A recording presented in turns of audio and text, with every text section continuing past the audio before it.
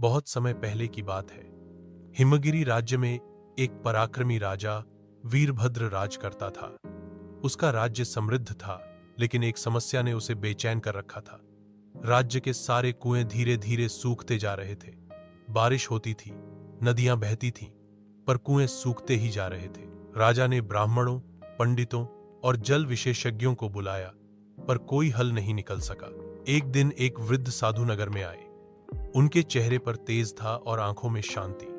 राजा ने उन्हें राजमहल बुलवाया और विनम्रता से समस्या बताई। साधु ने कुछ क्षण ध्यान किया और कहा, राजन, समाधान तुम्हारे ही राज्य के सबसे पुराने कुएं में छुपा है, जिसे लोग मौन कुआं कहते हैं। लेकिन वहां जाना आसान नहीं।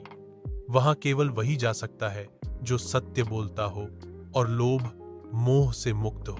राजा ने तुरंत अपने मंत्री और सेनापति को भेजा, पर जैसे ही वे कुएं के पास पहुंचे, उन्हें चक्कर आने लगा और वे बेहोश होकर लौट आए। राजा समझ गए कि ये काम किसी और का नहीं, उन्हीं का है। अगली सुबह उन्होंने अपने सिपाहियों को बाहर रोक दिया और अकेले मौन कुएं की ओर निकल पड़े।